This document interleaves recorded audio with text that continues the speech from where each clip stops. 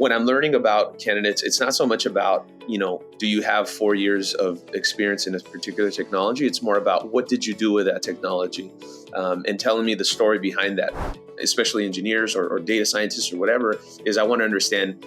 I want to kind of set the expectation, like, think of me as somebody who's a business partner, but isn't technical. How would you tell me the project that you worked on? How would you share that to me if you had to present it? There's no skin in the game that I have to offer them less. I want to give them the most I can, right? And in order to do that, I need to know what it will take, right? And so compiling all that evidence, putting it all together is really helpful.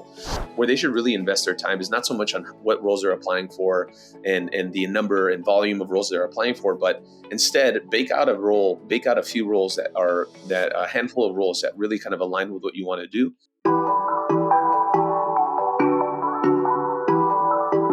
Good morning. So today I have PJ with us, who is all about solving puzzles. He is interested in connecting the dots to uncover insights and solve complex problems through strategic pattern matching, which is why he fell into recruitment, because he believed that he could find the right people for the right jobs. Let's welcome PJ on 10 Minutes of Hiring Wisdom, where he will tell us about his experience in technical recruitment, what he's learned along the way, and if he has any tips for job seekers out there. Hi, PJ. How are you doing today?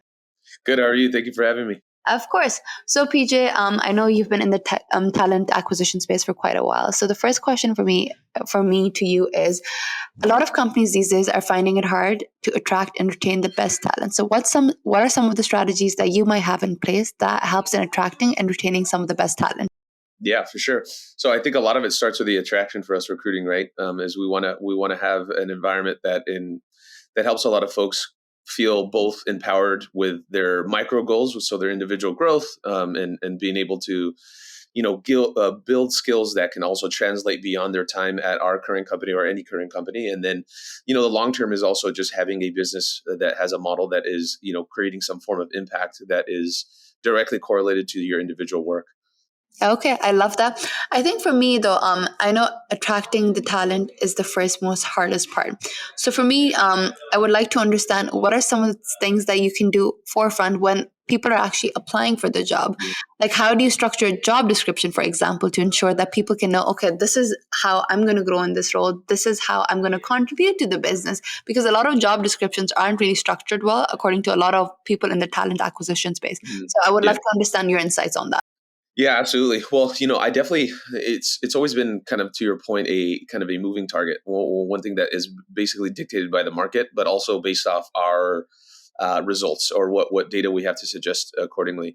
One of the biggest things that I've noticed is it's a good balance between keeping it fairly vague, but also really driving detail around that impact of the work. So one thing that we have done here at Included Health, but I've also seen at other companies, both at my prior time at NerdWallet, but also other companies are doing this as well, is they really spend a lot of time in the job description telling them what they can expect on the role. And I think if hiring managers and your team are willing to invest more time there versus a checklist of requirements, it becomes a lot more valuable because it already kind of brings a level of motivation to the candidate and interest in the role, because the job description is more like of a persuasion as why you should apply to the role.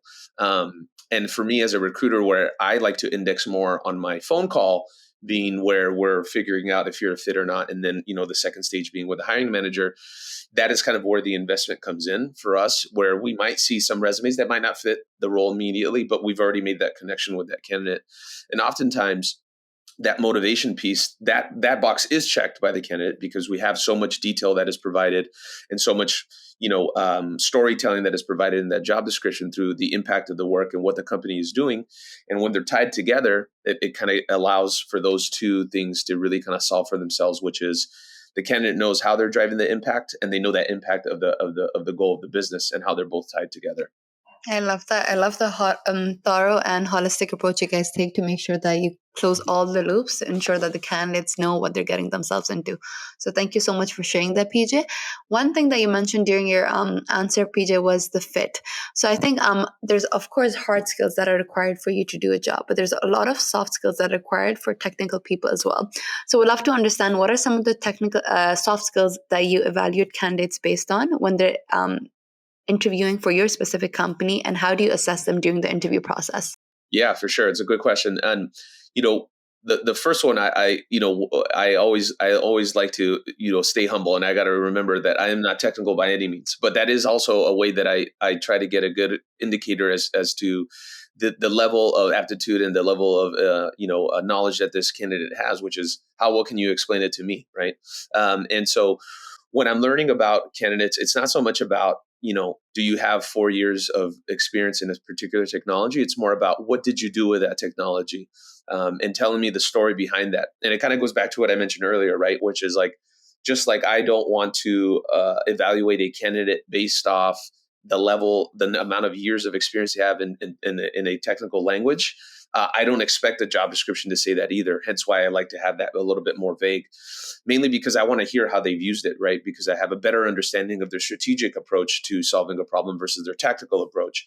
And I often tell candidates that that's more important to us here than not. And it's definitely how I like to drive my recruiting process, because it has a more inclusive kind of screening process, right? Because you often fall into candidates who sometimes they might not have that pedigree that sometimes some companies will look for, right? They might not have the perfect 4-year CS degree. They might not have a reputable startup on their resume, but what they did is really relevant, right? And in order to get to that level, you're able to have that conversation with that candidate, and it becomes a little bit more loose, right? I'm not so much tied about how exactly, how many years do you have using that particular technology. It's more about how did you use that technology, and how they're able to describe that and tell me that story, both in parallel with what aligns with the role, but also what it means to me and how they're able to explain it to me.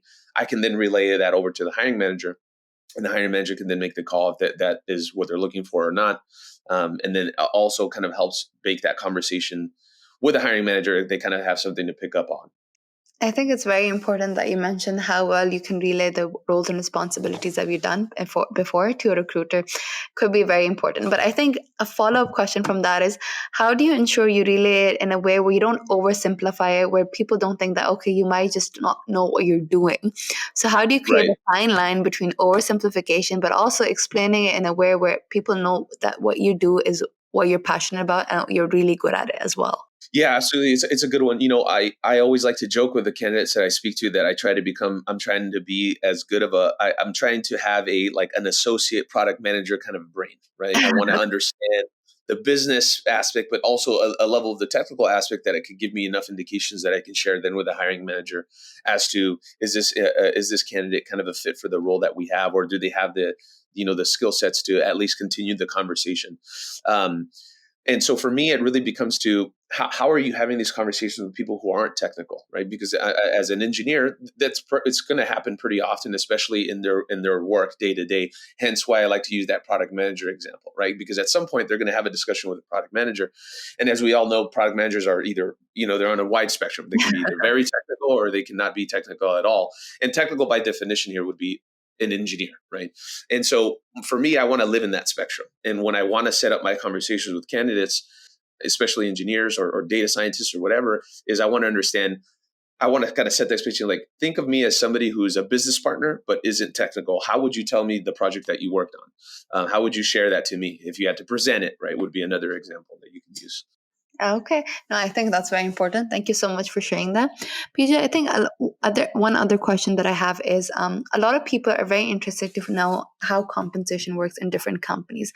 So maybe, for example, if you take your current company as an instance, how do you break down salary? What are some of the components that people can get? And how does it differentiate it from other competitors that might be in the space? Yeah, for sure. Well, now, ever since the pandemic, obviously we're in a very, very different environment, right? You have a lot of companies who are continuing to stay remote. You have a lot of companies that want to eventually go back to being remote or being in office and things like that. That is one first question that I always try to make sure candidates are aware of, which is like, hey, we are, specifically at Included Health, we are a remote first company. So those are one things to call out. The reason why I call that is a lot of companies are taking what the geo-based tiered pay, right? So depending on your location, compensation is adjusted accordingly based on cost of living and other different factors. So those are all things that are worth calling out in those interviews when candidates are talking to recruiters. The other thing too is you also now have to think about the private company versus versus public company. And private company could be a startup, of course. It could be a mom and pop shop. It could be whatever. But when you think about the equity piece, that's a really important conversation to have with a candidate, right? Which is, are you looking for immediate realized liquidity, or are you looking for some, or not? It could really be that simple.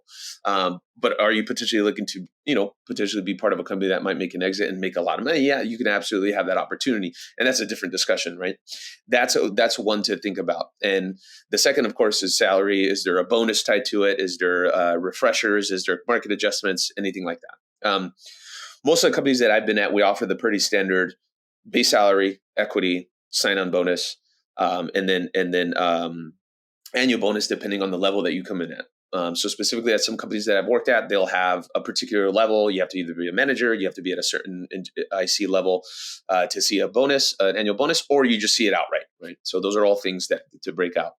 Now, from a competitive perspective, I think a lot of companies will use certain factors of that offer to give them more cushion if they need to offer more, if they need to make an incentive, if they need to adjust anything in that offer, they'll make that adjustment as it is. Now, where it's helpful for me specifically at Included Health, and even in my past experience at NerdWallet, is they give a lot of that power or a lot of that onus on the recruiter, is how they adjust those numbers accordingly. It's not really just a number that is spit out by finance. It's more about here's the ranges for equity, here's the ranges for salary, here's the ranges for salary sign-on bonus that you can work with.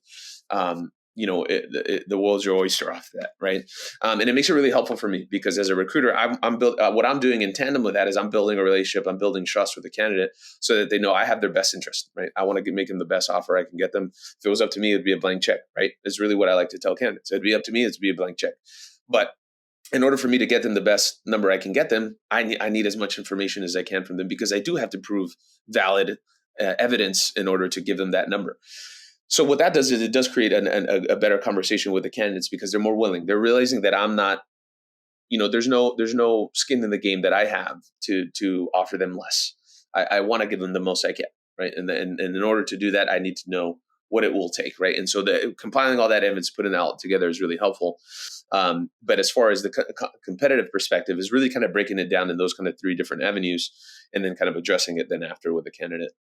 No, thank you so much for sharing that thorough approach. I think it's very interesting that you mentioned that you need as much information from candidates because there's this very long debate going on LinkedIn that when recruiters usually ask you about how much you're making, should you or should you not reveal because they might be offering you less than that or something along those lines.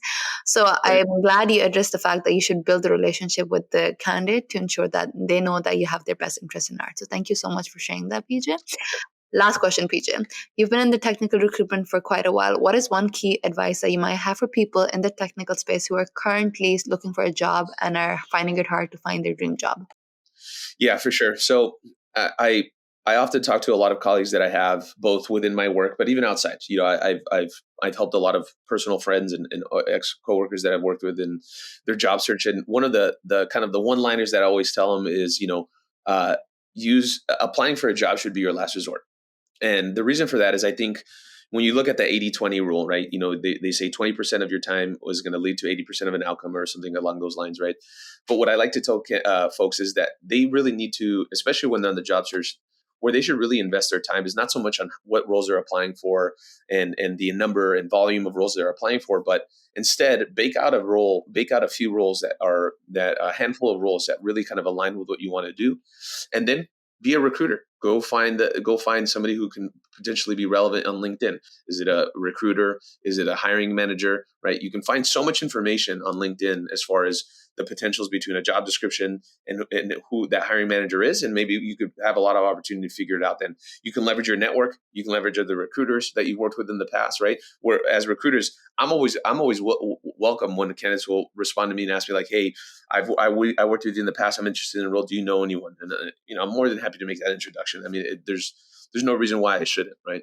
But what I always tell them is I highly recommend investing most of your time and not only finding the right roles, but also going and putting your face in front of those managers, those recruiters, versus applying. Because when you apply, as you know, you become a number. Unfortunately, right? There's hundreds and hundreds of applicants, especially when you look at roles that are outside of like that staff level. When you see senior, suite two, suite ones, I mean, you get a bombardment of candidates to to have to look at, and they do unfortunately become a number. It becomes really hard to and that's where the checklist sometimes happens, right? If you are having the opportunity to be proactive and actually identifying how you can actually just directly reach out to somebody who's the source of that role, it's gonna pay more dividends, right? And the time is going to be invested worthwhile, because then on the other end, if they're not, they can refer you, right? Or if they don't have a role, they know who you are now, right? And so it just the added value of finding people to reach out to for particular roles first before applying seems to me that yields more than just applying. No, I think that's super important, because I've heard from so many people that whenever they go to LinkedIn and they see a job that they're applying for, it has over 1,000 applicants. Most of those resumes don't even get to the recruiter because they're screened through an ATS. So that tip is very useful, PJ. But I think more than anything, PJ, I love the way you look at things. I love the approach that you take towards a lot of things, which is very different than other people that I've spoken with. Your empathetic heart of wanting to help people, making sure that they find their dream job, is very inspiring. These tips will be very useful for people who are searching for their dream job. Thank you so much for coming on the show and for sharing your insights and about your wonderful company. Thank you, man. I really enjoyed it.